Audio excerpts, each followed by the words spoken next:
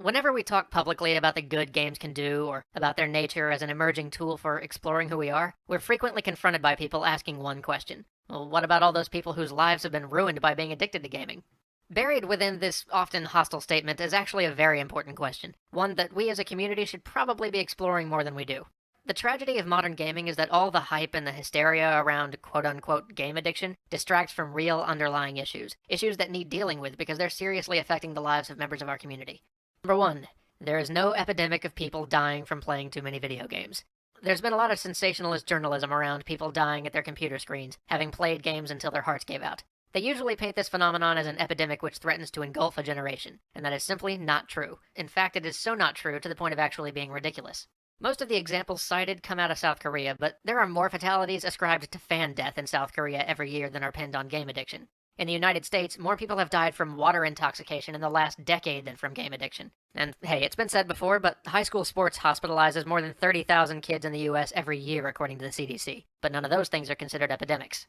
In almost every case involving game-related death or violence surrounding the interruption of play, the broader mental health of the individuals involved has either been demonstrably impaired or severely called into question during proceedings. The epidemic of gaming deaths is not a real issue. It's a sensationalist smokescreen to get ratings and to demonize games. There is no way to squeeze a meaningful dialogue out of that conversation. And that leads us to number two.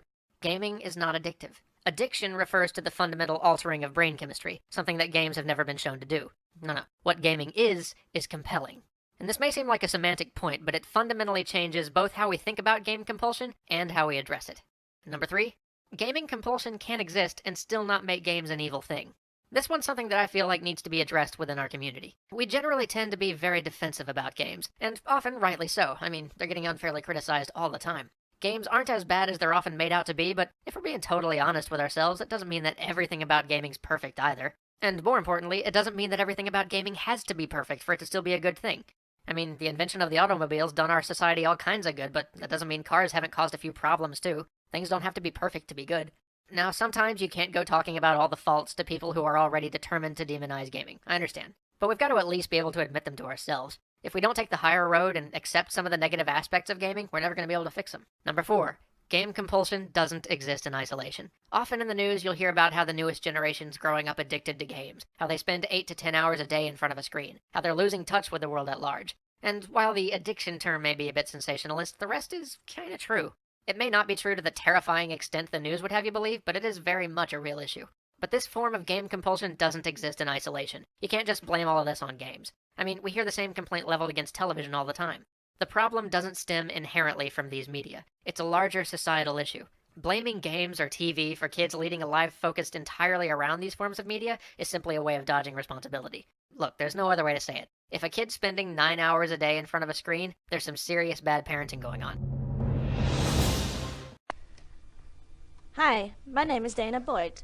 Most adults think teens are addicted to the internet, but I believe teens aren't addicted to social media and online gaming. If anything, they're addicted to each other. Media coverage frequently portrays youth in dark bedrooms with only the glow of the screen illuminating their faces, implying that there's a generation of zombified social media addicts. Does the same hold for World of Warcraft? Let me show you around in this online reality. I'm Severin. I'm a level 85 Blood Elf Paladin. I'm a Grand Crusader, and I'm a proud member of the Horde. In my spare time, I like to ride around on my Spectral Tiger and stand around in Orgrimmar. I have killed the Lich King. I am a lore master. I have over 9,000 achievement over 160 pets, over 125 exalted with 50 factions to chef. I have a Raven I'm an explorer, an Amani 5 proto-drakes, 16 dragons, realm first, celestial light dragon, of dawn, achieved, killed, exalted, defeated, conquered. And I enjoy long walks on the beach. I used to wake up early, log on, play all day, and then go to sleep. That was my routine for over 400 days of my life. But hey, I wanted Severin to be powerful, so I set up my own raiding guild, QT Yacht Club. It was like a community where people could be social and raid together. I used to run everything, lead the raids, maintain the website, deal with recruitment, but raiding required a lot of time. It was like a team sport. You'd have to play together to defeat the hardest bosses in the game. But when you win, you are rewarded with the most powerful gear. Me and my guild started gaining a pretty good reputation. People I didn't even know would message me and tell me how amazing I was. I felt like a celebrity. I even attracted girls. One of them came to visit me in London from Norway. And yeah, we hit it off pretty well. After we met in London, we talked and played all the time. We had a lot of fun together, and it really felt like it could lead to something. I really wanted to visit her in Norway, but I couldn't, because I was about to start university. A new expansion had also just been announced. So I decided to take a gap year. I wasn't ready for university, so it felt like the right thing to do. For most of my gap year, I felt very isolated from the world. Running my guild felt like a full-time job. It got so bad that I started making up excuses to my friends to avoid going out, as I felt embarrassed telling them that I was actually raiding.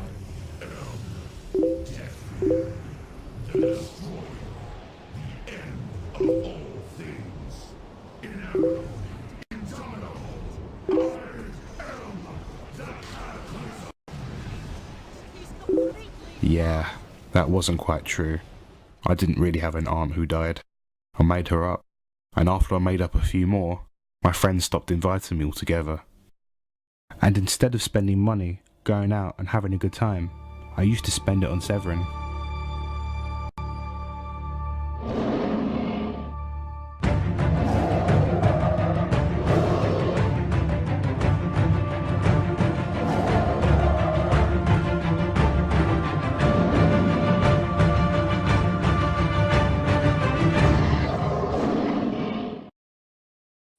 So, as you just saw, World of Warcraft can be addictive.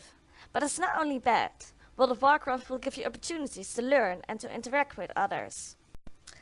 You learn to cooperate, communicate, and build on your online social relationships identity. And of course, it gives you time to relax and hang out with your online mates. But World of Warcraft is not only fun. Your parents' concerns are somewhat right. Continuous rewards, social pressure to keep improving. These are dangers in this virtual reality that will haunt you and tempt you to keep playing more and more.